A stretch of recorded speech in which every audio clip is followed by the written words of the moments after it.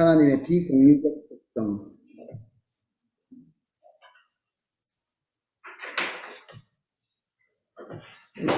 조직신학을 공부하면서 느끼는 게 그겁니다. 내가 하나님에 대해서 정말 몰랐는데 하나님을 이렇게 친하게 알게 되었네. 잘 모르면 원래 교제도 잘 안 되잖아요.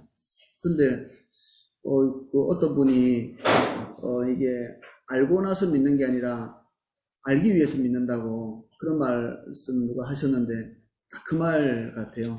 우리가 하나님과의 관계를 가지고 그분과 친하고 그분과 이미 다 소통하고 그분과 우리가 뭐 10년, 20년, 30년 이렇게 교제해 오셨는데 뭔가를 알고 그렇게 교제해 온 게 아니라 거의 알지 못하는 상태에서 교제해 오고 그분이 우리에게 반응해 오시고 이런 관계를 지금까지 우리가 가지고 온 거죠.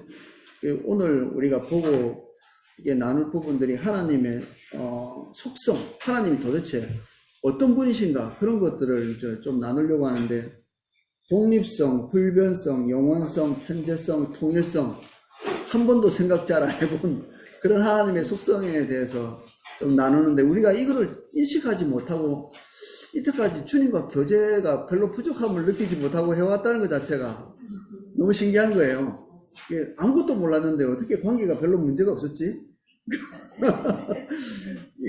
원래 상대방을 모르면 오해도 막 쌓이고 그리고 우리가 하고 있는 행동이나 태도가 부족한 게 있었는데 하나님 측에서 우리의 부족함 그리고 하나님에 대한 인식의 부족함 이런 걸 거론하셨다면 하나님과의 관계가 안 됐을 것 같아요. 우리에 대해서 누군가가 오해하면 우리가 발끈하죠. 나를 뭘로 보고 뭐 이렇게 하실 텐데 하나님이 그렇게 반응 안 하셔서 지금까지 관계가 지탱해 온 것 같아요. 이게 반복적으로 이렇게 느끼는 것이 하나님이 얼마나 겸손한 분이신가. 우리의 연약한 인식 그리고 하나님에 대해서 우리가 온갖 쓰잘데기 없는 기도도 그리고 예배도 올바르지 않은 자세로 이때까지 수십 년 동안 해왔는데도 하나님이 그 중심 안에 하나님을 보는 아주 이렇게 미세한 중심을 보시고 그 모든 것들을 받아들이셨다. 저희가 좀 예습하면서 그런 것들이 느껴지더라고요. 아, 정말 하나님에 대해서 도통 몰랐구나. 뭐 하나씩 한번 뭘 몰랐는지 한번 보겠습니다. 뭘 몰랐는지. 첫 번째는 이제 하나님의 독립성 219쪽. 이건 이제 우리 안에 거의 발견할 수 없는 부분을 지금부터 나누게 되니까 조금 이렇게 생소한 느낌을 가질 수도 있습니다. 많이 들었지만 무슨 내용인지 잘 모르는 그런 내용들이거든요. 첫 줄 한번, 독립성 첫 줄 한번 읽어보겠습니다. 하나님은 우리나 다른 피조물들을 필요로 하지 않는다. 그럼에도 우리와 다른 피조물들은 하나님을 영화롭게 할 수 있고 기쁘시게 할 수 있다. 하나님의 이 속성은 때로는 자존성이라 불리기도 한다. 이 하나님이 우리가 뭔가를 계속해서 공급해 주거나 우리의 존재가 있어야만 그분이 존재하는 것은 아닌 거죠. 우상들은 어때요? 인간들이 계속 그 신을 돌보죠.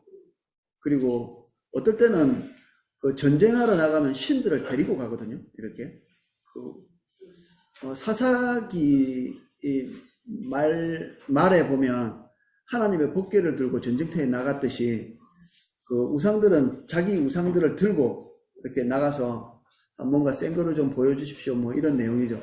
근데 전쟁에서 치면 내버리고 그냥 가는 거예요. 뭐 자기가 살아야 되니까. 그런데 그 이스라엘 백성들이 어떤 행동을 했냐면 그 버리고 간 그 우상을 들어다가 와서 같이 여호와와 같이 섬기는 그런 일들도 했었거든요. 남들이 섬기다가 패해가지고 버리고 간 걸 다시 가져와서 뭐 섬기는 이런 일들도 하는 거죠. 그들의 그 문제가 뭐냐면 이 신들이 독립적이잖아요. 인간에게 기대 있고 인간이 계속 필요를 채워줘야 되고 그리고 인간에 의해서 존속되는. 근데 하나님이 그런 분이 아니신 거죠. 하나님은 인간이 있기 전에도 여전히 완전한 하나님이셨고 이 우주가 하나님을 담고 있는 그릇도 아니에요. 우주가 생기기 전에도 하나님은 여전히 하나님이셨고, 우리가 눈에 보이는 모든 세계는 사실은 우리의 존재를 담는 그릇이잖아요. 해, 별, 달 뭐 이런 것들이 없다. 예를 들어서. 그리고 이 지구가 없다. 우리가 존재하는 것 자체가 이게 잘 믿겨지지 않잖아요. 하나님이 6일 동안 이 창조하시면서 인간을 제일 마지막에 창조하셨잖아요. 하나님께서 인간이 존재하기 위해서 필요로 하는 모든 것들을 다 완성한 다음에 그 다음에 인간을 만드신 거죠. 그래서 인간이 태어나 봤더니 우주는 있었고, 태어나 봤더니 필요한 건 다 있었고, 그래서 부족한 게 뭔지를 잘 몰랐을 거예요. 뭐 시다르타 그 부처가 원래 어느 인도의 작은 그 왕국의 왕자였다고 하거든요. 태어나 보니까 없는 게 없었다. 그래가지고 그 부처의 제자 중에 하나는 없다라는 말 자체를 처음부터 잘 모르는, 그럴 수도 있나요? 그런 경험이 있으셨어요? 우리 제가 때문에 아무것도 없이 존재한다는 것 자체에 대한 이해가 잘 안 되시지 않나요? 이 독립성이라는 거, 이것 자체가 난 집 나가서 혼자 독립할래요 이런 게 아니에요. 하나님이 완벽하시기 때문에, 완전하시기 때문에 무엇과 관계를 가지고 존재하시는 분이 아니신 거예요. 그분으로부터 나오기는 하는데 그분이 뭔가를 기대해서 자기의 존재를 지탱하고 계시지 않은 거예요. 이런 존재가 없기 때문에 이 머릿속에 그림이 잘 안 그려지는 겁니다. 느낌이 오시나요? 들으니까 이해는 되는데 뭔 말인지를 잘 모르겠네요. 말씀이 이렇습니다. 바울이 아덴 사람들에게 한 설교 내용을 조금 인용해 보면, 우주와 그 가운데 있는 만유를 지으신 신께서는 천지의 주제이시니 손으로 지은 전에 계시지 아니하고 또 무엇이 부족한 것처럼 사람의 손으로 섬김을 받으시는 것이 아니니 만민에게 생명과 호흡과 만물을 친히 주시는 자이심이라. 그 당시에 이런 신 개념은 충격적인 겁니다. 어디의 신, 어떤 신, 어디에는 존재하고 어디에는 존재하지 않는 신인데, 그게 신전을 크게 지어가지고 그 안에 뭐 엄청난 크기로 만들어서 사람이 그 신전에 들어가면 그 신상의 크기에 압도되는, 그 크기에 압도되는 거거든요. 이게 그게 실제적인 신이라서 압도되는 게 아니고, 여러분들은 큰 뭐 절벽 앞에만 딱 서도 여러분들 느낌이 좀 위압적인 느낌이 들지 않나요? 그래서 신상을, 이런 컵도 있잖아요. 좀 무섭죠, 크니까. 이게 10m씩 되면 여러분들이 이 컵 앞에서도 벌써 옷깃을 여미는 마음이 생깁니다. 자기를 압도하는 그런 느낌 들어요. 사람 모양으로 만들든지 개 모양으로 만들든지 어떻게. 그래서 부처들 이렇게 세워놓은 거 보면 한 10m, 20m씩 되는 것들도 있거든요. 그런 것들 앞에 서면 벌써 위축감이 싹 들죠. 근데 이게 그리스의 이런 신들, 그 아폴로 신들 이런 보면 앉아있는 키가 벌써 뭐 몇십 미터씩 이렇게 되고 이러니까 벌써 어떻게 만들어야 사람들이 이 신적인 위압감을 느끼는지 어디 사람들이 잘 알았던 거죠.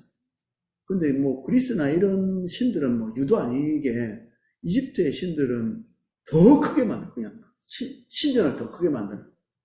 근데 하나님께서는 유독 자신의 그 제사를 지내는 이게 뭐죠? 재단을 철연장을 대지 못하게 하셨어요. 철연장을 안 되면 얼마 쌓지도 못해요. 이게 반듯하게 잘 깎아가지고 피라미드처럼 딱딱딱딱 이렇게 맞춰서 계산 잘해서 딱 해야지. 그래서 그래 막 100m씩 쌓고 이러지. 그냥 철연장도 되지 않고 대략 이렇게 쌓아가지고는 얼마 쌓지도 못하거든요. 그건 종교적인 위압감이 아니라 하나님의 실존적인 모습 때문에. 그분은 그거 없이 초월적이고 압도하시고 실제적인 하나님이시기 때문에 그런 걸 새기지 말라고. 새기는 순간부터 어떻게 되느냐? 하나님이 위축되기 시작합니다. 성전을 지을 때도 하신 말씀이 그거잖아요. 이게 어떻게 내 집이 되겠냐. 솔로몬의 고백이 그렇잖아요. 이 하나님을 어떻게 발등상도 여기 담을 수 없다. 그러나 하나님과의 만남의 장소로 필요한 이제 도구죠. 이 신전이.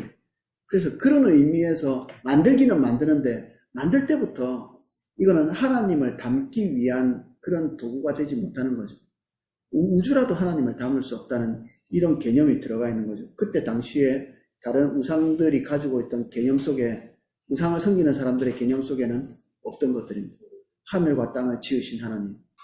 그리고 그 지었지만 그것 안에서 귀속되어 있지 않는 그 안에 머물거나 또는 그 안에 영향을 받거나 이렇게 하지 않는 그런 하나님의 개념을 가지고 있었다. 그러니까 이걸 좀 보고 나니까 우리의 헌물이나 헌신 이런 것에 대한 개념이 좀 어떠세요? 그런 하나님이 우리의 헌금을 받으시거나 우리의 헌신을 받는다. 우리의 시간을 받으신다. 왜 그럴까? 여러분들 헌금할 때 어떤 느낌을 가지셨어요? 주님을 좀 도와드려야 될 것 같아가지고. 교회가 이건 내가 없으면 안 돌아갈 것 같아서 열심히 봉사하고 그런 개념을 가지고 계셨다면 하나님의 이 독립성, 이것에 대한 이해가 없었던 겁니다. 하나님은 우리의 자원에 기대어서 당신의 일을 해가시지 않거든요. 그분은 완전한 분이세요. 그러면 헌금과 헌신이 우리가 가지고 있던 하나님을 조금 도와드린다는 이런 개념에는 1%도 적합하지 않은 거죠. 그럼 무슨 뜻일까? 헌금하고 헌물하고 헌신하고 우리가 시간을 드리고 우리 초대 우리 대한민국의 그 성도님들은 돈이 없으셔가지고 하나님 앞에 뭔가 이제 은혜 받고 헌신을 하시고 싶은데 그래서 날염 보러 가는 걸 드렸거든요. 날염보. 내가 하나님 앞에서 100일간 헌신하고 전도하는 삶을 살겠습니다. 이런 식으로. 집에 뭐 하나님께 드리려고 해도 아무것도 없는 그런 사람들이니까. 그래서 이제 그분들이 100일, 1년, 2년 이렇게 사역자가 아닌데도 그렇게 헌신하는데 그래서 우리 옛날에 성미라는 게 그분들의 생존을 위해서 그래도 밥은 먹어야 사니까 그런 것들을 공급하기 위해서 성미가 생기지. 목회자들을 위한 게 아니고 목회자는 사례비가 있으니까 성미가 필요 없죠. 그런 분들을 위해서 한 건데 그분들의 헌신 없었으면 하나님의 역사가 없었는가? 또 그런 면이 약간 있습니다. 왜냐하면 하나님이 스스로 홀로 일하지 않기로 결정하신 부분이 있거든요. 하나님 혼자 독자적으로 막 이렇게 달려나가시진 않으세요. 꼭 그 종들에게 알리시고 그리고 하나님의 사람들과 함께 걸어가는 것을 되게 좋아하시고 그렇게 하기로 또 결정하셨어요. 그래서 우리가 하나님의 일에 헌신하지 않을 때 하나님이 중대한 타격을 받으시지는 않는데 우리가 주님을 잘 모르게 됩니다. 우리가 하나님이 무슨 일을 하시는지도 잘 모르고 저는 옛날에 좀 되게 이렇게 좀 무서웠던 경험이 한 번 있었거든요. 청년 때 하나님이 저를 어떤 팀의 리더로 귀히 쓰신 때가 있었는데 그 리더로 한 1년 동안 봉사하면서 하나님이 귀한 일들을 많이 하셨는데 내가 나오고 나면 여기는 금방 무너질 것 같이 그렇게 생각했거든요. 그래서 그 팀을 이렇게 나와서 한 서너 달 지탱할란가 이렇게 생각했는데 더 잘 돼요. 그럼 하나님 앞에서 기뻐해야 되잖아요. 되게 섭섭하더라. 내가 없는데도 이렇게 잘 굴러가네. 그리고 내가 이렇게 하나님께 받아서 하려고 했던 일들이 다른 사람을 통해서 넉넉히 되어가는. 빠진 나만 손해다. 그때. 사실 하나님이 나한테 먼저 말씀하신 건데 내가 그거를 하기 전에 빠져나오는 바람에 그리고 뭐 타당한 이유도 있는 것도 아니고 내 자리를 이탈해가지고 그 일을 내가 경험하지 못하는. 하나님이 우리에게 뭔가를 말씀하셨는데 우리가 거기 헌신 안 하잖아요. 그리고 우리가 가지고 있는 자원을 들여서 동참 안 하면 결국에는 다른 사람을 통해서 다른 기회에 또 하나님 행하십니다. 그러면 하나님의 손해가 아니라 결국 나의 손해죠. 주님은 잘 모르게 되고 하나님이 행하시는 일에 우리만 그냥 도토리처럼 뚝 떨어지게 되죠. 하나님의 통일성 이걸 하면서 총각대 생각이 많이 났습니다. 야, 나 없으면 하나님이 꼼짝도 못 하실 줄 알았더만. 그래서 그 전에 사실은 주를 위해서 일할 때 내가 전도를 좀 해드려야 될 텐데 성도들이 너무 작은 곳에 작으니까 그리고 청년회도 막 200명, 300명 이렇게 막 늘어나야 되는데 내가 전도를 좀 많이 해드려가지고 성도를 늘려드려야 될 텐데 그런 생각도 하기도 하고 무지한 거죠. 근데 저를 통해서 뭐 교회가 부흥되지도 않았고요.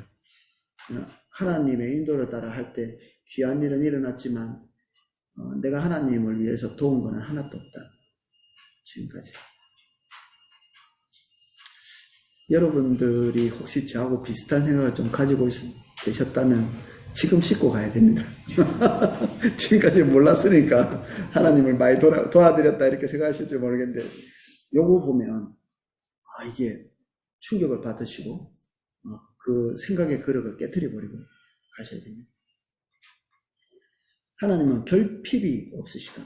어떤 분들은 하나님이 혼자 계시니까 외로워서 사람들하고 같이 교제하려고 만들었지 않냐. 교제하려고 하는 건 맞습니다. 우리를 가족으로 만드신 건 맞는데 또 사랑의 교제를 하기 위해서 만드신 건 맞는데 그분이 외로워가지고 쓸쓸하고 고독에 못 이겨가지고 우리를 만드신 것은 아니다. 왜냐하면 삼일체라는 말을 한번 보십시오. 성부와 성자와 성령. 이 삼위 하나님께서는 영원히 사랑하고 격려하고 그리고 협력하시고 이런 상태에서 영원 전부터 쭉 이렇게 존재해 계셨어요. 영원 전부터. 그래서 외로움은 뭔가 결핍되어 있는 거죠. 관계적으로. 근데 그런 것들이 없으신 분이셨다. 영원 전부터. 요한복음 17장 24절이 인용되어 있는데 아버지께서 창세전부터 나를 사랑하심으로 내게 주신 나의 영광을 저희로 보게 하기를 원하옵나이다. 하나님과 예수님이 얼마나 긴밀한 관계 가운데 있었는지를 제자들이 알기를 원한다 이런 표현을 쓰셨거든요. 그러니까 성자 예수님과 하나님 아버지께서는 영원 전부터 완벽한 그 사랑의 관계 안에 계셨던 거죠. 딱 한 번 떨어졌습니다. 딱 한 번. 십자가에서. 이거는 엄청난 충격적인 일이죠. 하나님께서 예수 그리스도께서 영원 전부터 영원 끝까지 딱 한순간 떨어져 계셨던 그 죄를 다 담당하시는 그 순간에 하나님과의 분리가 일어나요. 그래서 예수님이 그 엘리 라마 사막다니 어찌하여 나를 버리셨나이까 이거는 그냥 이 미사여구가 아니에요. 실제로 하나님 아버지가 십자가 위에서 모든 죄를 대속하신 예수님께서 등을 돌리신 거죠. 죄를 뒤집어 쓰시는 그 순간에 우리 죄 때문에 그런 거죠.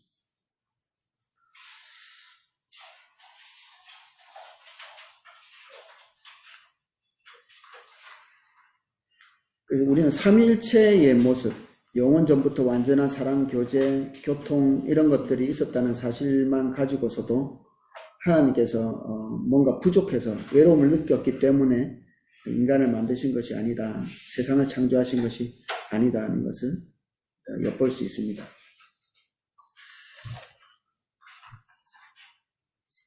아버지께서 아들에게 영광을 주셨다고 언급한 대로 창조물이 하나님께 드리는 영광보다 훨씬 더 위대하고 넘치게 삼위간에 서로 영광을 주고받고 있음을 명심할 필요가 있다. 하나님께서 피조물에게 계속 그것이 지탱될 수 있는 생명을 공급하고 계시죠. 자연 전체에도 하나님의 공급이 있고요.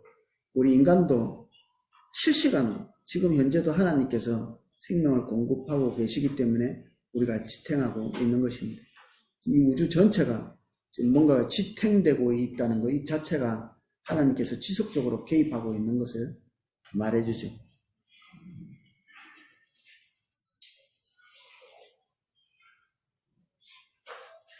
하나님께서는 어느 시점에, 하나님은 언제 생겼어요? 애들 많이 묻잖아요. 하나님 우리를 만드셨고, 그럼 하나님은 누가 만들었어요? 하나님은 언제부터 계셨어요? 이런 얘기를 하는데, 언제부터 라는 말은 인간이기 때문에 할 수 있는 말이에요. 언제부터. 우리는 언제부터 있었잖아요. 언제부터. 언제 시점이 있거든요. 생일도 있고, 인간의 원조도 그렇고, 우주도 언제부터 있은 거예요. 언제부터. 언젠지는 모르지만. 그리고 인간은 또 언제 끝나고. 그래서 영원이라는 말 자체가 인간에게는 어울리지 않는 거죠. 저는 인간의 영혼과 하나님의 영혼이 같은 건 줄 알았거든요. 인간의 영혼과 하나님의 영혼. 근데 이게 다른 겁니다. 인간의 영혼은 시간의 무한정 연장이에요. 시간의 무한정 연장.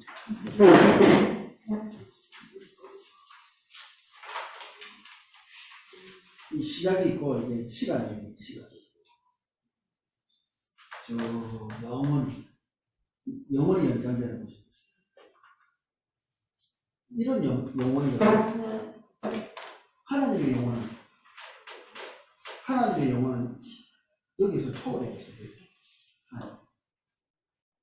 여기에 매여 계시지 않는 거죠. 이 시간도 하나님의 피조물이거든요. 전에 잠깐 설명했는데 시간도 누가 정의를 내릴 수 없는 개념이었어요. 뉴턴도 다른 모든 물리의 세계를 다 정의했는데 시간은 누구나 다 알기 때문에 내가 특별히 정의하지 않는다 이렇게 얘기했거든요. 근데 사실 정의 내리려고 하면 뭔지를 잘 몰라요. 이 시간이 뭔지. 시간은 그러면 하나님은 이 시간 속에 계시지 않는가? 아니죠. 언젠가는 시간이 없었을 때가 있었던 거예요. 시간이 없었을 때. 시간은 존재를 합니까? 시간은 존재는 합니까? 존재는? 우리 시간을 측정할 뿐이지 시간이 뭔지를 잘 몰라요. 측정은 하는데 뭔지를 잘 모릅니다.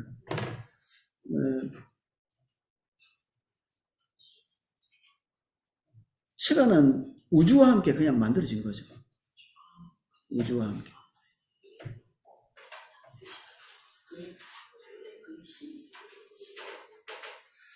설명할수록 모를 수도 있습니다. 그래서 이 시간이라는 창조물에 대한 이해가 어렵더라고요. 이게 제가 많이 강의 들었는데 어려워요.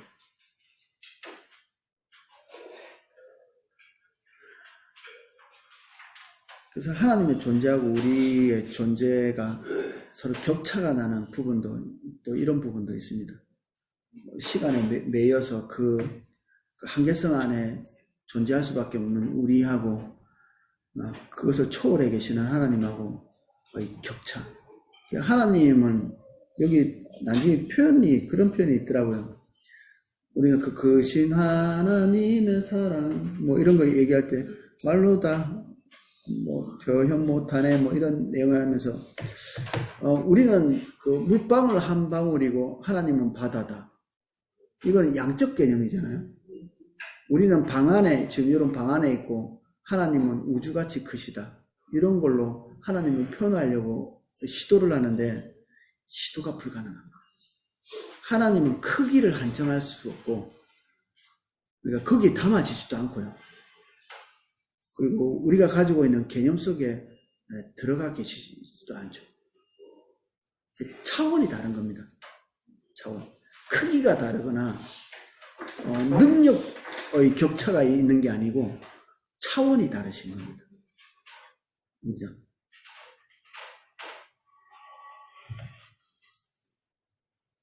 하나님은 항상 계셨고 언제 계셨는가? 항상 계셨어. 항상.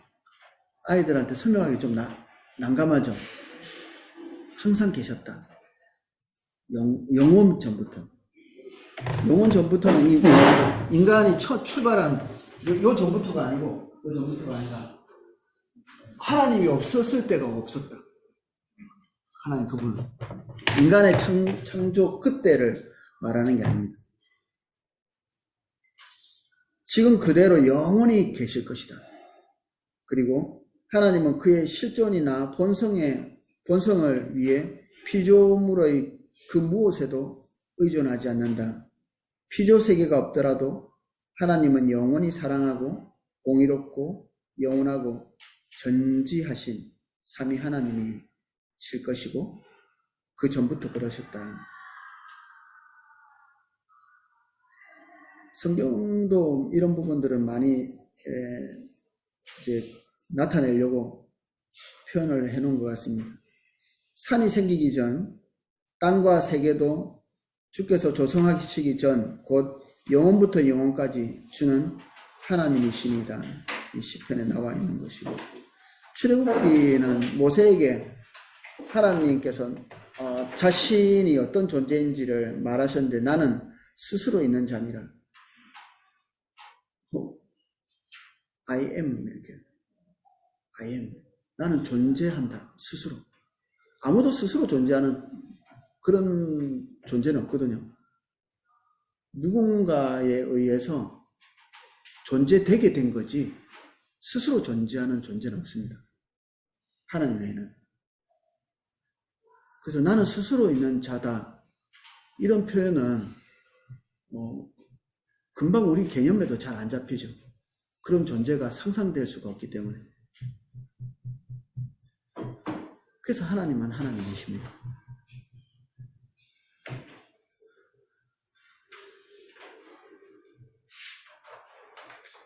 하나님의 성품, 인자하시고 거룩하시고 사랑이신 이런 성품은 우리는 누군가로부터 영향을 받은 거죠. 우리 엄마 아빠로부터 성격이 닮기도 하고 나쁜 것을 또 닮기도 하고 그러죠. 다 누군가의 영향을 받습니다. 철학자들이 새로운 사상 같은 것들을 만들어냈다고 이렇게 하죠. 이 사람은 이 사상을 만들어냈어 이렇게 얘기할 때도 사실은 다 그 위에서부터 다 영향을 받은 것들의 새로운 방향성에 불과하거든요. 여기저기 조합해서 또 만들어내고 여기저기 조합해서 또 만들어내고 이게 반복인데 하나님은 그 누구로부터 영향받은 성품이 아니십니다. 사랑의 성품, 누군가에게 본받거나 누군가 때문에 영향을 받아서 그렇게 된 것이 아니죠. 할아버지도 갓 태어난 아이를 통해서 영향받을 수 있죠. 애를 정말 싫어하는 사람인데 자기 손자가 태어났는데 좋아할 수도 있는 거고 그리고 기다리고 이런 것들이 평생 안 해본 사람인데 자기 자녀를 위해서 기다린다든지 그렇게는 할 수 있거든요. 또 누군가 돌보는 걸 잘 못해도 자기 자식이나 손자는 또 돌보는 마음이 생기면서 돌보는 과정을 통해서 성품이 변화되기도 하고 그러죠. 이런 것들은 결국 우리는 누군가로부터 영향을 계속 받으면서 지금까지 이렇게 된 건데 하나님은 그런 존재가 아니시다. 하나님. 처음부터 거룩하셨고 처음부터 사랑이셨고 긍휼이 많으셨고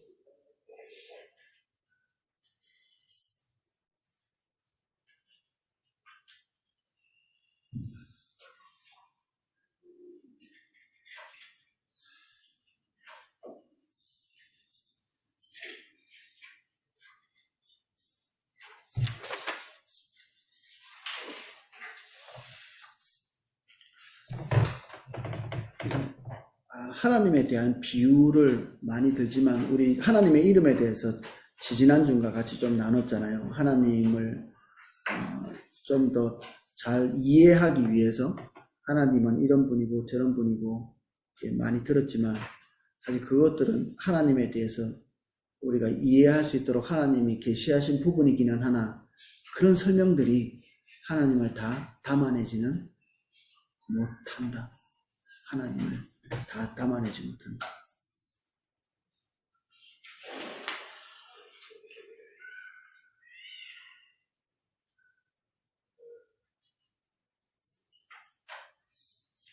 그러함에도 불구하고, 그런 완전한 하나님임에도 불구하고 우리 인간을 하나님께서 만드실 때 정말 중요한 사랑의 관계로 영원히 이렇게 관계를 지탱해 가도록 우리 인간에게 의미를 부여하셨습니다. 하나님께서. 전능하신 하나님께서 그분의 필요에 의해서가 아니라 인간을 만드실 때 그분 뜻에 의해서 사랑의 관계를 긴밀하게 가지고 영원히 그 사랑의 관계를 가지도록, 그리고 동역자의 삶을 영원히 가져갈 수 있도록, 그리고 하나님과 우리 사이에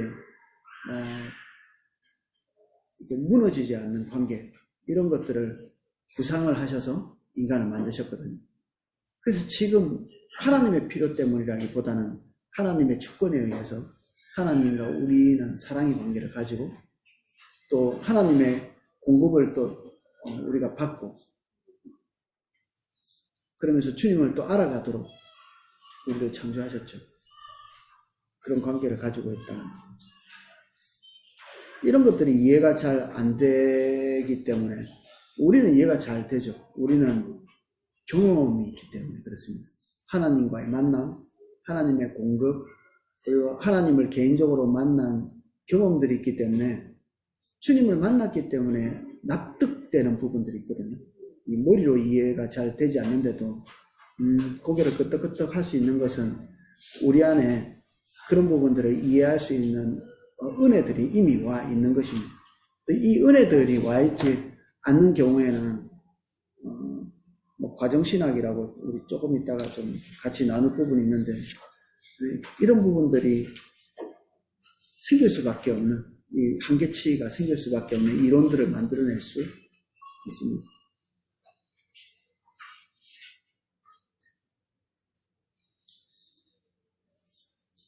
하나님께서 우리를 전혀 필요로 하지 않으신다면 그럼에도 우리가 중요할 수 있는가, 이런 질문들, 하나님께서 그렇게 하기로 결정하셨기 때문에 그것이 가능하다. 세상 모든 피조물들은 그러면 어떤가? 그것도 같은 답변을 할 수 있겠죠.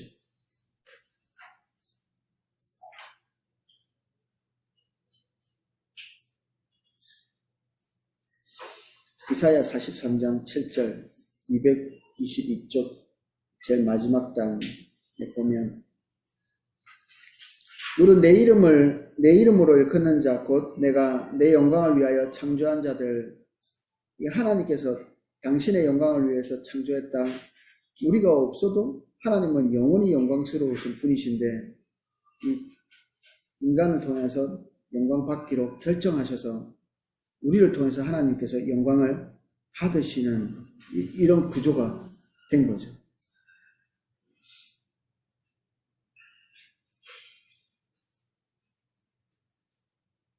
그리고 우리가 하나님께 기쁨과 즐거움을 드릴 수 있다는 구절들도 있습니다. 이사야 62장 3절 5절 우리 찬양에도 나오는 건데, 너는 또 여호와의 손에 아름다운 멸류관, 내 하나님의 손에 왕관이 될 것이라. 다시는 너를 버리고 자라 칭하지 아니하며 다시는 내 땅을 황무지라 칭하지 아니하고 오직 너를 헵시바라 하며 내 땅을 휠라라 하리니, 이는 여호와께서 너를 기뻐하실 것이며 내 땅이 결혼한 바 될 것임이니라. 결혼, 하나님과 뗄 수 없는 긴밀한 관계, 이런 관계를 하나님과 우리 사이에 만들어 놓으셨다. 223쪽 스파냐의 말씀 인용해 놨습니다. 여호와께서 너희 가운데 계시니 그는 구원을 베푸실 전능자시라. 그가 너로 인하여 기쁨을 이기지 못하여 하시며 너를 잠잠히 사랑하시며 너로 인하여 즐거이 부르며 기뻐하시리라. 하나님의 감정이 충만한 거죠. 당신의 백성들을 향해서 어떤 면에서 영향을 받는 것 같이 보이죠. 이런 것들을 보고 이 과정신학에서는 또 하나님께서 변하고 계신가? 인간 때문에? 이런 상호작용 때문에 변하고 계신가? 또는 하나님이 전능하시고 크시고 초월적이고 또 여기 독립적인 분이시라면 사랑의 관계는 불가능하지 않나? 사랑의 관계는. 그래서 인간과 사랑의 관계나 이런 것들을 말할 수 없지 않을까? 나중에 설명해 드리겠는데 과정신학이 그렇습니다. 그러니 하나님께서 전능하신 분이 아니실 거다. 사랑의 관계를 가지려면. 그리고 불변하는 분은 아닐 거다. 사랑은 계속 어떤 대상을 변하게 하잖아요. 그러니까 하나님은 불변하시는 하나님은 아니고 하나님도 계속 과정을 따라서 변화하시는 분일 거다. 그렇게 말하는 신학이 있습니다. 저도 신학교 때 그걸 배우지도 않았는데 언제 나왔는지 모르겠어요. 여기 설명을 그렇게 해놔가지고.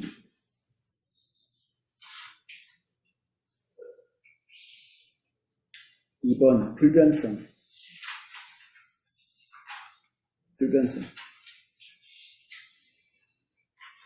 하나님의 불변성은 다음과 같이 정의될 수 있다.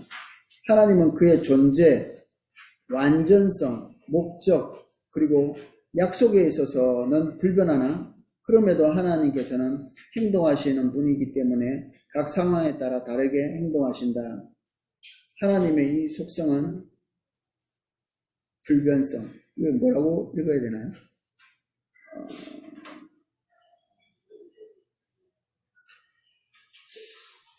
이 헤겔이라고 하는 철학자는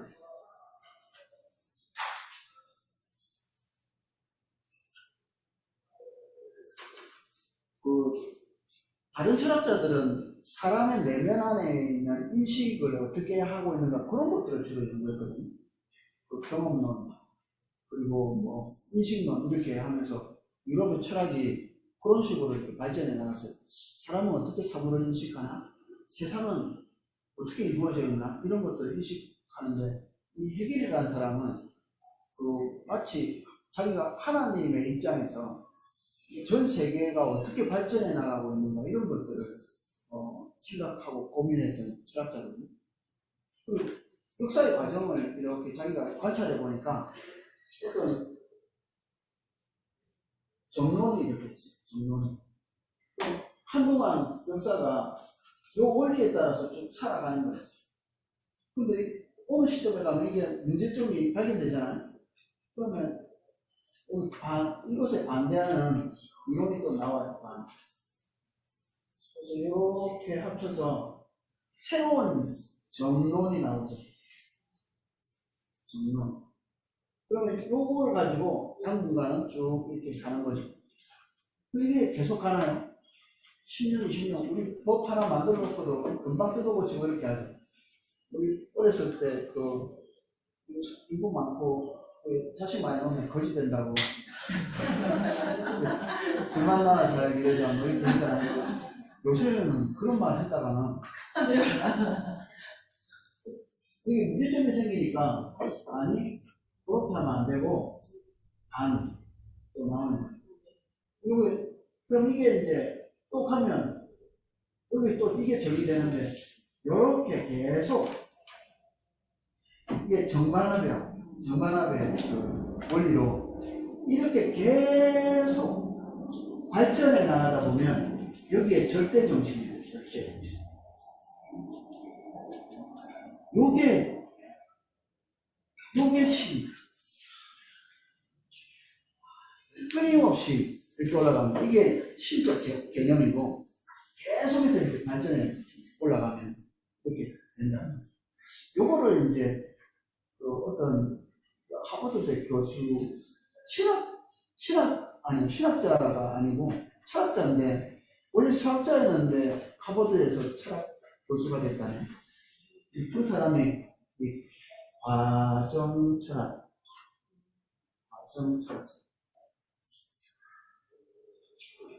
다 서로 영향을 주고받고 이렇게 하면서 쭉 발전해 나가는 요거를 좀 가져다가 뭐 세상의 모든 생각들 그리고 세상은 다 서로 융합되고, 그리고 여러분 때문에 내가 있고, 나 때문에 또 여러분들이 바뀌고, 이렇게 수업 같은 거 이렇게 진행하면서 서로 관계를 맺고, 저는 만약에 이게 다 끝나고 나면 이거를 바탕으로 해서 좀 더 달라져가지고 또 다른 일을 또 하게 될 거고, 다른 강의를 또 하게 될 거고, 설교를 하는 것도 이전에 설교하는 것과 이걸 공부 잘 마치고 난 다음에 내가 설교하는 게 또 달라질 거고, 이렇게 서로 영향을 계속 주고받으면서 저도 달라지는 것 같이 세상에 있는 모든 것이 서로가 상호작용을 하면서 조금씩 달라지는 거죠. 그러니까 중요한 게 뭐냐면 지금 현재 존재하고 있는 이 시간, 그리고 여러분, 그리고 이 의자 하나 지금 존재하고 있는 이것들이 다음 존재를 결정합니다. 다음 존재. 그리고 그 존재는 또 다른 것들에게 또 영향을 막 끼치고, 여러분들이 여기서 수업을 1년, 2년 이렇게 같이 하다가 여러분들의 생각이 바뀌잖아요? 그럼 여러분들을 만난 사람은 또 거기에 영향받아가지고 또 조금씩 이렇게 다른 개념을 가지게 되고, 그러면 그 사람들은 또 여러분 때문에 영향을 받아서 또 다른 사람에 가서 영향을 이렇게 받아서, 이런 과정을 통해서 계속 세상이 움직여가는 거예요. 나비 효과? 뭐 그런 것도 들어보셨죠? 그런 것처럼. 진화론도 비슷하죠. 처음에 뭔가 이렇게 물질이 생겼는데 그것이 계속해서 이렇게 발전해 나가고 서로가 서로에게 영향을 줘서 결국엔 인간같이 이렇게 고등생물이 되고 뭐 이렇게 변화되는 것. 이런 거 보니까 이게 만물이 다 그렇게 되는 거구나. 그래서 이 철학을 고스란히 딱 가져와가지고 신학에다 딱 집어 넣으면, 그래, 신도 이 사람을 만드셨고, 그걸 만드셨다면 그 사람에게 영향을 받고, 우주를 만들었다면 우주의 그 질서 안에서 들어가 있는 것이 신. 우리는 초월해 계신다고. 그래서 그 안에서 또 계속 그 신은 계속 변화되는 거죠. 그래서 전능하고 초월한 이런 신은 이 과정신학이라고 하는 이 신학에는 존재할 수가 없습니다. 존재하지 않는 거죠. 계속 변화되는 거죠. 하나님이 계속 변화되시면 계속 발전해 가시니까 더 좋나요? 하나님이 지금보다 더 나은 하나님, 또 그 다음에 더 나은 하나님. 우리 거꾸로 생각해 보면 언젠가는 하나님이 지금과는 다른 하나님이 되어 계실 수도 있죠. 그리고 이전의 하나님은 조금 부족했을 수도 있는 거 아니에요? 과정신학에는. 그런 생각을 가지니까 구약에 있는 하나님은 좀 철딱선이 없어가지고 사람들을 심판하고 막, 이제 조금 이제 신약에 와서는 하나님이 좀 성숙하셔가지고 이제 십자가에서 우리의 죄를 대속하기도 그딴 식으로 이해를 할 수밖에 없는 거죠. 그럼 앞으로는 더 변하겠죠. 근데 지금이 완전한 하나님이니까 하나님에 대해서 우리가 신뢰하고 이렇게 가는데, 지금 우리 죄는 하나님께 용서받았죠. 우리 십자가 안에서 용서받았는데 언제 바뀔지 몰라. 하나님의 생각. 내가 가만히 생각해 보니까 그 전에는 용서해 주는 것이 맞는 것 같았는데, 가만히 생각해 보니까 다 용서해 주면 안 될 것 같아. 지금부터 다른 요구를 제안하겠다, 이렇게 생각할 수도 있는 거죠.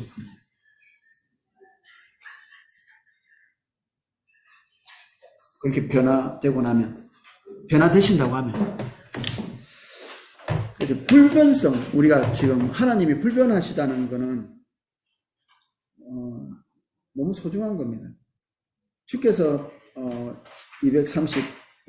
223조 옛적에 땅에 기초를 두셨사오며 하늘도 주의 손으로 지으신 바니이다. 천지는 없어지려니와 주는 영존하시겠고 그것들은 다 옷같이 낡아지리니 의복같이 바꾸면 바꾸려니와 주는 여상하시고 주의 연대는 무궁하리이다.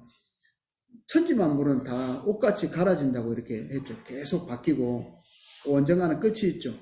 뭐 우주의 나이가 뭐, 100몇십 광년이라고 하다가, 또, 요번에 관찰해 보니까 또 2배 이상 그 우주의 나이가 늘어났어요. 이제 관찰하는 만큼 우리가 우주의 나이를 측정하는 건데, 그것도 아무렇게나 막 찍찍 정하는 건 아니고, 나름대로는 그, 통찰력을 가지고 이제 연구하는 건데, 뭐 그게 얼만큼 길든지 간에 끝은 있다. 그리고 시작도 있고, 길 뿐. 하나님께서는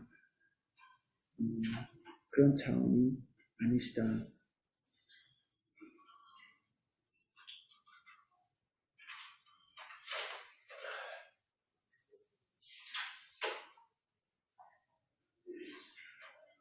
세상의 모든 것이 다 변하기 때문에 하나님도 변해야 완전하다고 생각하기보다는 변하지 않을 수 있는 하나님, 그 완전하시기 때문에 변하지 않는 거죠. 완전하시기 때문에. 그 세상은 완전을 향해서 자꾸 움직여 가거든요. 평정, 그 꽉 채워진 상태가 되려고 이제 해요. 근데 그렇게 꽉 채워진 상태의 존재가 없습니다. 그래서 계속 움직이죠. 전에 우리 연력학 법칙 얘기도 했는데 계속 이렇게 흐트러진 상태가 되는 이유가 뭐냐면 이게 빈 곳이 너무 많은 거예요. 비어져 있는 상태가. 그래서 그 빈 곳을 이렇게 채우다 보면 이게 뭔가 질서가 있는 쪽에서 질서가 없는 쪽으로 계속 흐트러져 가는 거죠. 여기에 수분이 없잖아요. 지금 여기에 수분이 가득 차 있거든요. 그러니까 이 수분이 가득 차 있는 곳에서 수분이 없는 쪽으로 이게 채워져 가는 건데 이게 이제 무질서가 높아지는 겁니다. 무질서가 높아지는. 여기는 질서가 가득 차 있는데 무질서가 높아지는. 우주가 다 그런 식으로 해서 그 엔트로피가 흩어지는 쪽, 엔트로피가 늘어난, 엔트로피가 무질서하다는 뜻이거든요. 무질서가 많아지는 거를 엔트로피가 높다 이렇게 얘기하는데 그렇게 엔트로피가 많아지고 있는 거죠. 이렇게 질서가 흐트러지고 있는. 근데 하나님은 그 완전히 충만하신 분이시고 그분은 변하지 않고 계시고 충만하시기 때문에 완전하시다. 변하지도 않으신다.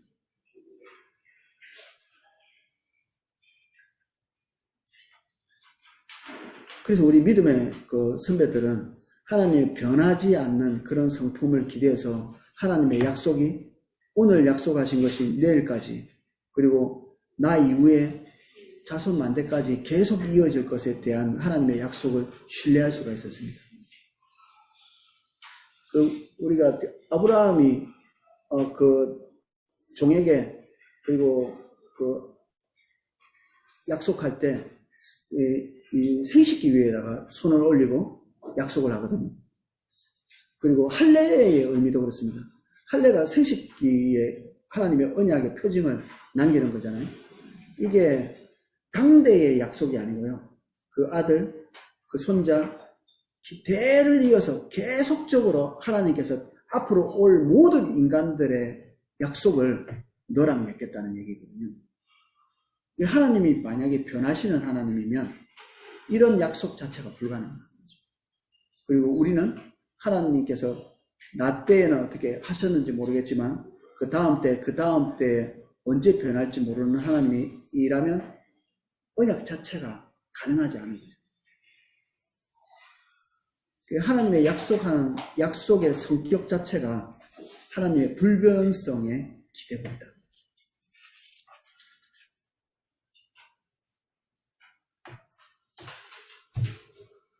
그래서 뭐 과거에는 좋은 거 주셨다가 다음엔 나쁜 거 주시고 이런 하나님이 아니기 때문에 우리는 하나님을 신뢰할 수 있고요. 우리가 이때까지 살펴본 하나님의 성품들 있죠. 그 성품들이 공부 다 끝나고 난 다음에 나중에 바뀌어 있거나 이렇지 않은 거죠. 사람은 그렇지 않나요? 저는 무슨 뭔가를 잘해가지고 그 부분에 간증하라고 이렇게 가끔 간증이나 강의를 하고 나면 꼭 넘어질 때가 있어요. 그걸 잘 못하는. 오이코스 잘한다고 오이코스 강의하고 나는데 나중에 한 3개씩 말아먹고 그 다음에는 어떻게 하지 싶어요. 이번에 또 YMC 침실때 이제 다른 사람 모임 안 할 때도 우리는 모임을 쭉 이렇게 쉬지 않고 쭉 해왔거든요. 그래서 그거 잘한다고 강의를 하래요. 그 2월 달에. 모범이 된다고.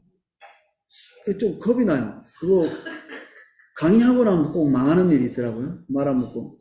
근데 인간은 그런 거죠. 이때까지 쭉 지탱해왔지만, 그래서 사람들에게 이렇게 하면 잘 됩니다. 이렇게 얘기하지만, 그 뒤에 강의하고 나서 또 다 망할 수도 있는 거죠. 저도 그렇게 많이 경험했고. 지금 약간 불안한 상태입니다. 강의하고 나면 망하지 않을까. 하나님 강의하고 나서도 안 망하게 해주세요. 기도하고 있습니다. 지금까지 지탱해 온 게 하나님의 은혜였어라는 걸 증명하시는. 그래서 강의의 내용도 그분들이 원하시는 그 청년 선교에서 원하시는 강의는 그 모임을 지탱을 잘 해온 묘수를 전하기를 원하시는 것 같은데, 제가 이런 불안한 마음을 가지고 제가 이렇게 해온 YMC 모임들을 이렇게 곱씹어 보니까 잘한 거는 하나도 없는데 저절로 잘 됐거든요. 하나님의 은혜가 잘할 수 있는 여건을 계속 만들어 주신 거고, 저 안에 하나님이 무슨 충동 같은 거를 주셔서, 이게 뭔가 하고 싶은 충동들을 이렇게 주셔서 여기까지 지탱해놨구나. 어떨 때는 그 충동이 완전히 사라져가지고 아무것도 하기 싫을 때 없으세요? 아무것도 하기 싫은. 옛날에는 좋았는데 아무것도 하기 싫은. 저는 이게 조직신학이 엄청 재밌거든요. 너무 재밌는데 어느 날 책도 넘기기 싫을 때가 올 수도 있습니다. 책도 넘기기 싫을 때. 저 아침에 새벽기도 하는 거 엄청 좋아해가지고 아침에 일어날 때 되게 잠잘 때 설레요. 벌써 잠잘 때. 아침에 일어날 때 막 소풍 가는 애처럼 가슴이 콩당콩당 하는데 요새 별로 가슴이 안 뜁니다. 아, 내가 시험 들었구나 지금. 어쩌지? 약간 떨어졌다. 은혜가 좀 떨어진 것 같다. 그런 생각이 듭니다. 괴롭지는 않습니다. 괴롭지는 않은데 소풍 가는 것처럼 설레이는 마음이 없어져가지고 어쩌지? 조금 떨어졌네. 언젠가는 완전히 없어질란가? 그런 생각도. 이게 노력한다고 되는 게 아니거든요. 하나님께서 내 마음 내적으로도 환경적으로도 계속 이런 것들을 지탱할 수 있도록 이때까지 해오신 그런 내용으로 강의를 해야 되겠다. 그래야 강의 끝나고 나서도 은혜가 겹쳤어요 라고.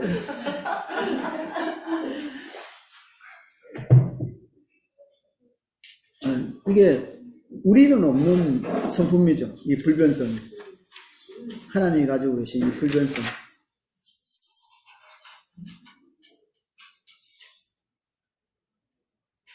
헤르만 바빙크라는 그 신학자의 글의 인용문이 있습니다.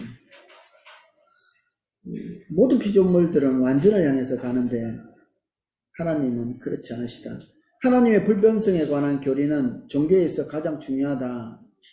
존재하는 것과 되어져 가는 것의 차이는 창조주와 피조물의 차이로서 모든 피조물들은 지속적으로 변해간다. 우리 인간은 나중에 하나님 예수 그리스도께서 재림하실 때 온전한 몸을 입게 될 겁니다. 껑충 뛰어오르는 완전한 존재가 될 건데 그래도 하나님은 아닙니다. 우리가 완전을 향해서 계속 영원히 계속 빚어져 가고 하나님 닮아가겠지만 하나님은 아닙니다. 비교조차 되지 않는 존재죠. 모든 피조물이 그렇습니다. 어거스틴은 모든 것이 완전하고 싶어하는 경향성, 먼지조차도 완전하고 싶어한다. 먼지도 둥둥 떠다니지 않거든요. 안정되려고 하죠. 그래서 어딘가 가라앉습니다. 이렇게. 요 위에 보면 아마 손 이렇게 하면 먼지가 둥둥 떠다니다가 안정된 상태로 되려고 요 위에 있을 거거든요. 이게 어거스틴이 생각할 때는 완전을 향해서 모든 피조물들이 존재한다. 이것까지도. 민물조차도. 우리 인간도 그렇죠. 완전하고 싶어 하죠. 완전하고 싶어서. 그 완전은 누가 공급해야 돼요? 하나님. 그런데 다른 걸 통해서 완전하려고 몸부림치면 이상하게 됩니다. 더 많이 벌어가지고 완전하려고 한다든지, 뭐 도덕적 수양을 많이 하려고 한다든지, 사람을 움직이고 조종해서 완전하려고 하면 함정에 빠지게 됩니다.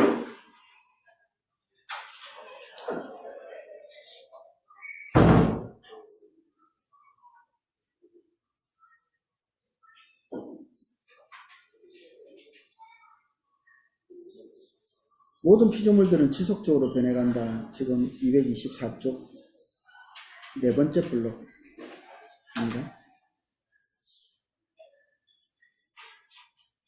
그것은 변질될 수 있으며 계속해서 안식과 만족을 추구하다가 결국 오직 하나님 안에서만 그 안식을 찾게 된다. 왜냐하면 그는 온전한 존재이시며 변하는 분이 아니시기 때문이다. 그래서 성경은 종종 하나님을 반석이라고 부르기도 한다.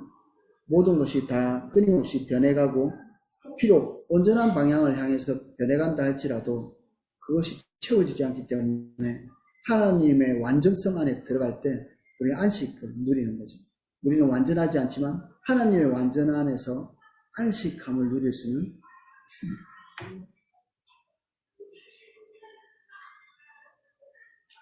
하나님의 결정은 반드시 이루어진다. 여호와의 도모는 영영이 서고 마지막 블록입니다. 그 심사는 대대에 이르리로다. 여호와의 도모, 하나님께서 작정하신 것, 이런 것들은 영혼까지 완전하고 완벽하게 이루어진다. 하나님은 그 목적이 변하지 않았기 때문에. 225쪽 두 번째 블록에 있는 성경 인용 구절을 읽어보겠습니다. 나는 여호와라, 나 외에는 다른 이가 없느니라. 나는 하나님이라, 나 같은 이가 없느니라. 내가 종말을 처음부터 구하여 아직 이루지 아니한 일을 옛적부터 보이고 이르기를 나의 모략이 설 것이니 내가 나의 모든 기뻐하는 것을 이루리라. 하나님께서 약속하신 것을 변함없이 추구해 나가시고 완료하실 것이다. 이룰 것이다. 이런 약속입니다. 하나님의 불변성. 이런 불변성을 과정신학은 또 오해해가지고 꼼짝도 안 하는 게 불변성인 줄 아는 것 같아요. 꼼짝도 안 하는 거. 완벽하게. 그래서 감정도 없으신 하나님. 감정은 이렇게 변하잖아요. 이렇게. 근데 그것이 하나님의 불변성을 훼손하는 것처럼 이렇게 오해를 하고 있는 신학, 과정신학. 신학을 할 때 성경을 재료로 해서 신학을 유추해내야 되는데 이 과정 철학이라고 하는 그 철학에서부터 이끌어내가지고 신학을 만들다 보니까 성경 안에 있는 내용들이 거의 다 이탈되어 있는 거예요.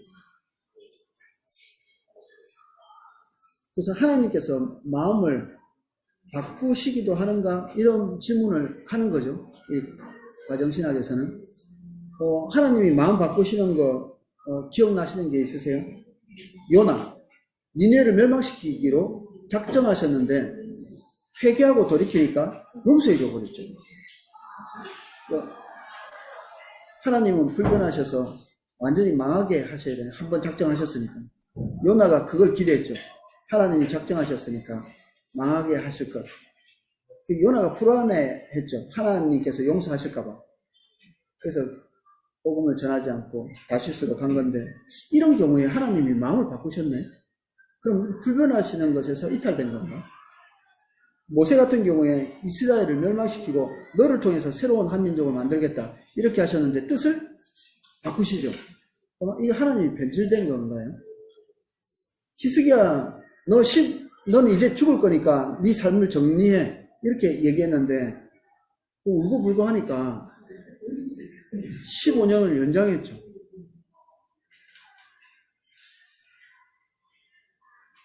예.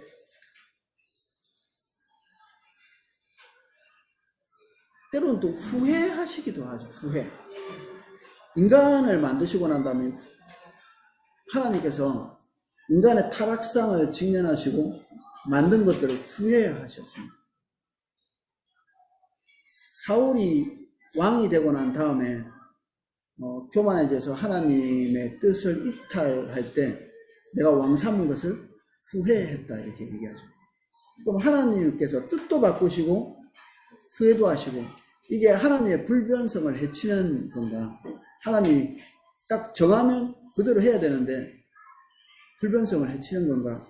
이 변하는 걸 보면 하나님께서 그때그때 상황마다 변하신 것처럼 보이지만 하나님의 성품이 변한 게 아닙니다.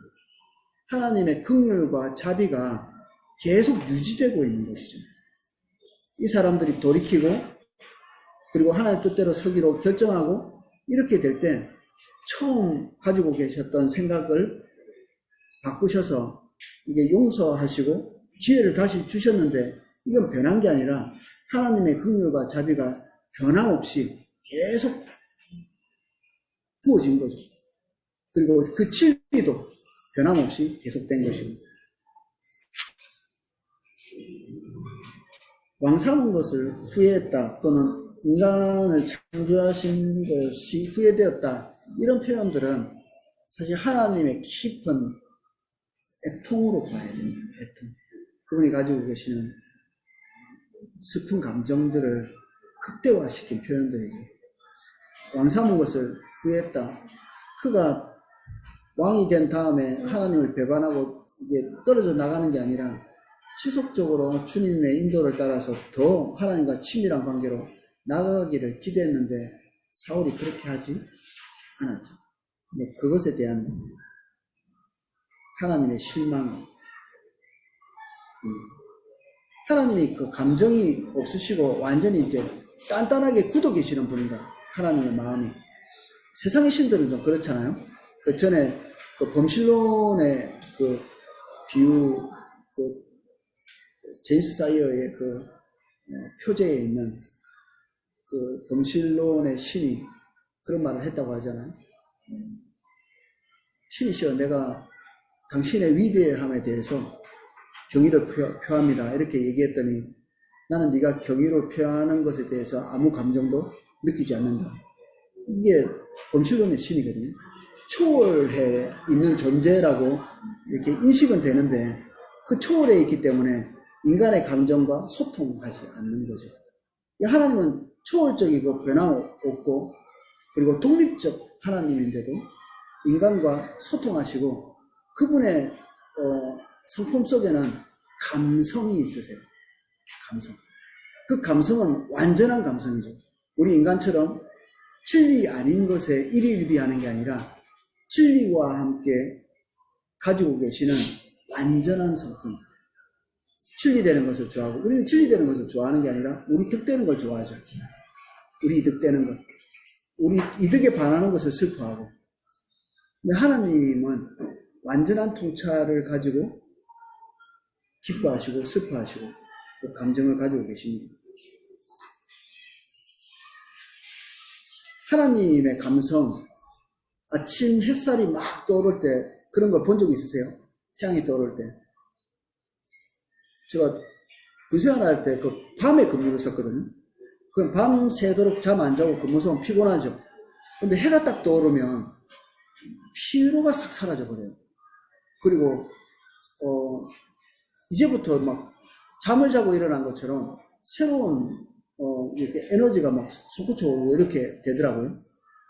물론 잠은 또 낮에 또 잡니다. 그 근무 서고 난 다음에. 근데 이상하게 그 해가 떠오르고 그 빛이 또 임하고 이럴 때 인간이 새로운 출발을 하고 싶은 욕구가 막 들어오는 거, 이거는 하나님이 가지고 계시는 감성이 우리에게 들어오는 거죠. 그분이 그런 감성을 가지고 있기 때문에 그렇게 만드신 거잖아요.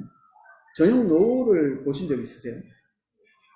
붉게 막 타오르는 것 같은. 또 어떤 감정이 계세요? 막 새로운 뭐 용기가 샘솟고 이러시나요?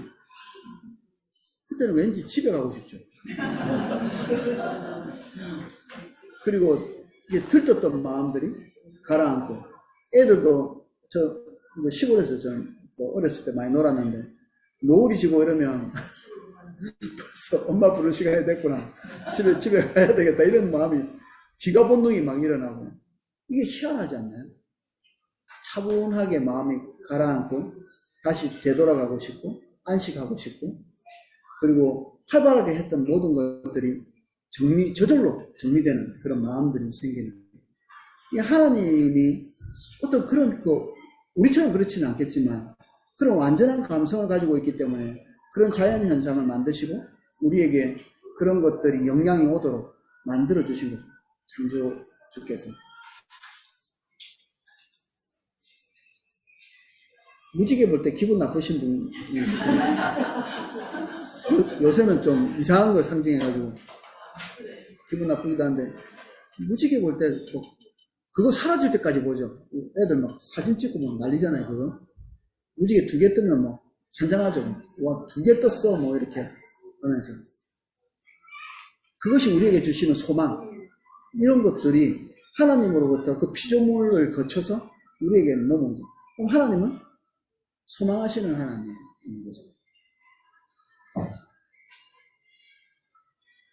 그리고 장엄한 하나님의 세계는 어둠과 빛 이런 것들은 하나님 그분의 성품이 피조물을 통해서 계시되어지고 우리에게서 와서 장엄함을 느끼는 하나님의 성품 속에 그런 것들이 있는 겁니다. 아름다움, 황홀함 이런 것들이 하나님의 성품 속에 있는 거죠. 감정이 없이 굳어있는 어떤 무생물적인 존재가 아니라 우리가 상상할 수 없을 만큼 풍성하고 아름답고 황홀한 감성이 하나님 속에 있으신 거죠. 여기에 불변성이 하나님의 굳어짐을 말하는 것이 아니고 하나님의 감정 없음을 말하는 것도 아니다. 무감각한 존재가 아니시다. 하나님은. 어떤 교단에서는 하나님이 인간의 성정이 없으시다. 사도 바울이 자기를 신으로 이렇게 추앙하니까 나도 너희와 같은 성정을 가진 자라 이렇게 얘기하잖아요. 그 성정을 말하는 게 열정 이렇게 표현되기도 하나 봐요. 나도 너희하고 똑같은 성정을 가지고 있기 때문에 나는 신이 아니라는 거죠. 그럼 거꾸로 얘기하면 성정을 안 가져야 신이 되는 거잖아요. 하나님은 사실 우리가 가지고 있는 우리가 수평적인 세계에서 일희일비하고 있는 그런 것을 움직이는 하나님은 아니시죠. 하나님은 진리에 따라서 자기의 감정을 표출하는 분이시니까 우리와 같은 감정은 아닙니다. 오염되지도 않고 죄성이 있는 감정도 아니신데 우리는 하나님을 그렇게 오해할 수 있는 거죠. 하나님께서 일희일비하지 않는 초월적인 분이시기 때문에 감정도 없는 것처럼.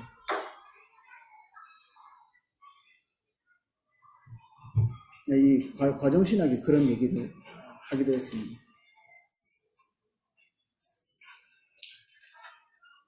그런 것들은 잘못된 견해다. 228쪽의 과정신학에 대한 좀 설명들이 조금 있습니다. 불변하시는 것과 무감각한 것을 공동하고 있는 것 같아요. 과정신학에서는.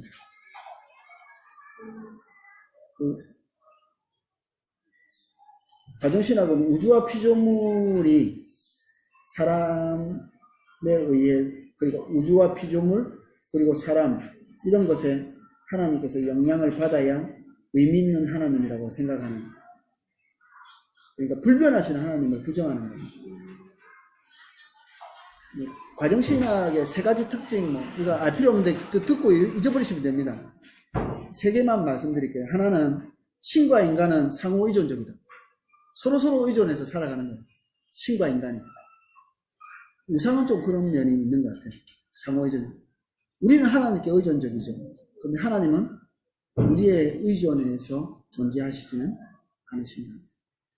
2번째, 이거 과정신학입니다. 신은 강압하지 않고 설득을 통해서 일한다. 강압하지 않는 하나님은 납득할 만한 부분들은 있는 것 같아요. 근데 여기에는 뭐가 빠졌냐면 하나님의 주도권, 주권 이런 것들은 빠져 있어요. 그래서 어떤 인간에게 매력적인 충동을 준다는 거예요. 이 삼라만상하고 비슷한 거예요. 우리가 하나님이라고 부르지만 실제로는 여기서는 우주의 기운같이 또는 인간에게 직접적인 이렇게 방향 전환보다는 어떤 영향력 같은 거를 줘가지고 좋은 것을 선택할 수 있게. 그런데 인간이 나쁜 것을 선택해도 거기에 대해서 전혀 다른 영향을 행사할 수 없는 징벌을 준다든지 아니면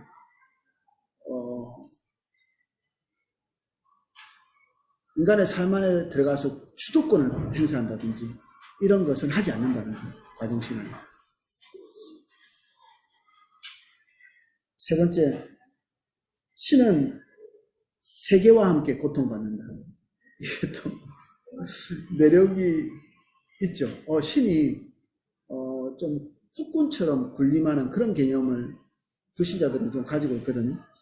그런데 그런 개념을 극복하려고 그랬는지 신과 함께 신과 인간 세계가 계속 교류하면서 고통도 느낀다는 거예요. 이게 한 면에서는 맞기도 한데 하나님께서 감정을 가지신 분이기 때문에 우리의 고통을 묵과하시지는 않으시지만 여기서 말하는 것은 전능성보다는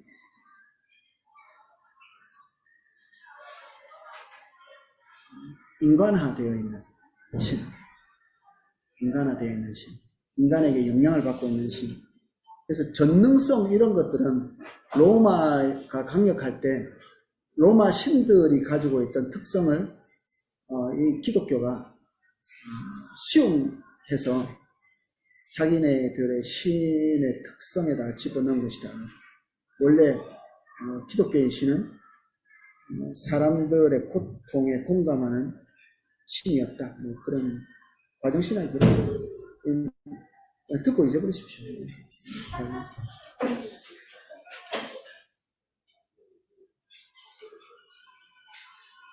하나님은 우리의 피조물을 통해서 발전하거나 개선되시는 하나님이 아니라 우리가 정리해 놓으면 됩니다. 인간은 하나님에 의해서 하나님께 영광을 드릴 수는 있지만 그분의 변하지 않는 영광은 인간과 상관없이 존재하고 계신다. 같이 그런 부분 나눴습니다. 어쩌면 이렇게 진화론에 좀 이렇게 같이 그 흐름에 타고 가기 위한 노력일 수도 있고요. 이 과정신학은.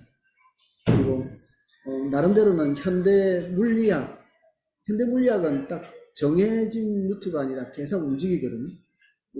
고대 물리학, 그러니까 전통적인 물리학은 뉴턴으로 이렇게 대변이 되는데 뉴턴은 딱 예측 가능한 그 물리예요. 예측 가능한. 우리가 힘을 알고 그리고 방향을 알면 앞으로 시간이 지나도 우리가 어디에 있을 건가 예측할 수 있는 거죠. 이게 고전적인 물리학의 원리거든요. 근데 현대 물리학은 더 미시적인 세계에 들어가 보니까 인간이 관찰하는 그 관찰의 세계를 가지고 미래를 예측할 수 없더라는 거죠. 이게 그 불확정성의 원리라고 하는데 관찰을 해도 하지만 예측한 대로 움직여지지 않는 세계가 물질의 그 미시적 세계이기 때문에 예측 가능하지 않다. 뭐 이런 그 현대 물리학들을 좀 수용하면서 이 과정신학이 거기에 좀 그 분위기를 타고 갈 수 있는 장점이 있을 거라고 얘기하는 사람들도 있습니다. 근데 그것도 현대 물리학을 다 반영하지는 않기 때문에 오늘 이후로는 그냥 버리십시오. 하나님은 무한하시고 인격적이시다. 무한하시면서도 인격적이시다.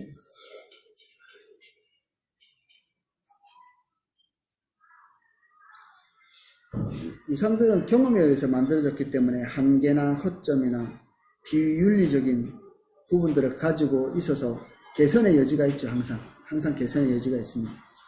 끊임없이 개선의 여지가 있죠. 여기 정반합처럼 끊임없이 인간에 의해서 개발된 건 다 그렇죠. 그래서 뭔가 이렇게 종교적인 합의를 이룬다는 것이 개선의 방향으로 가고 있다고 생각한다면 거기에는 중대한 문제가 있는 겁니다. 그래서 후퇴할 수 없는 여지가 있습니다. 그 진리는 후퇴할 수 없는. 그래서 불교와 악수할 수 없는 부분이 있고요. 카톨릭처럼 이렇게 서로 강단 교류를 할 수 없는 그런 여지가 있는 거죠. 진리는 변할 수 없습니다. 이게 하나님은 끊임없이 뭔가를 창조하시고 우리 사이에서 역사하시면서 변화하시지만 변질은 되지 않으시거든요. 근데 보통 우리가 이제 연합한다고 하는 그 자리에는 항상 변질을 내포하고 있는 부분들이 있기 때문에 어떤 면에서는 독선적으로 보일 수 있을 것 같습니다.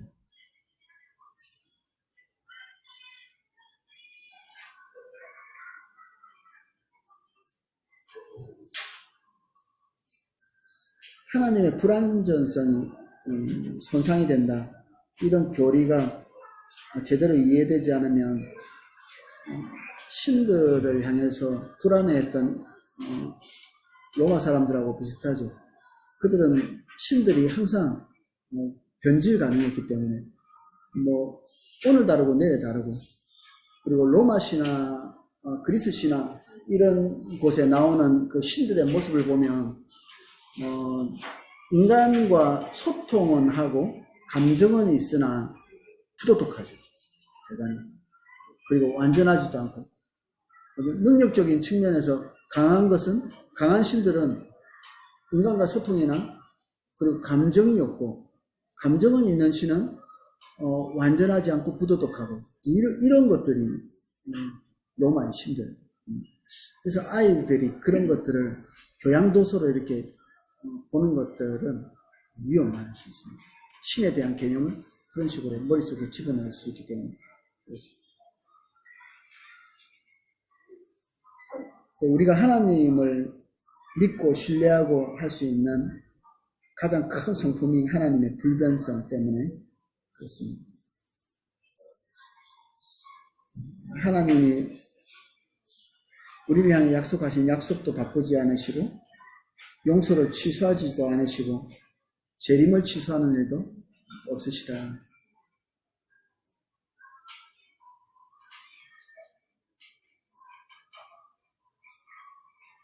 그리고 선하신 우리 하나님이 언젠가는 악한 분이 되시지도 않는다. 영원히 그분은 선하시다.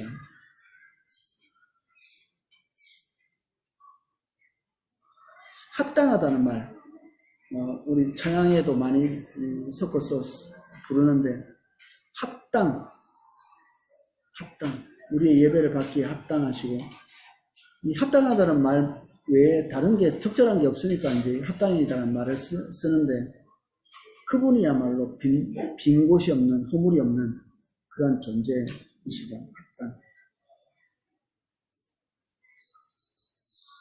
오늘 다 하고 싶었는데 안 될 것 같네요.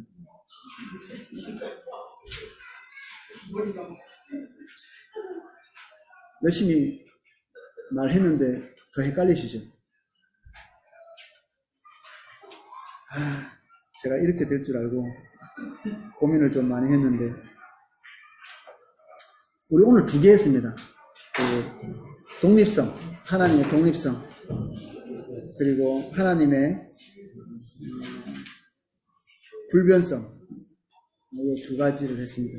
다음 시간에 영원성, 편재성, 동일성 같이 나누겠습니다.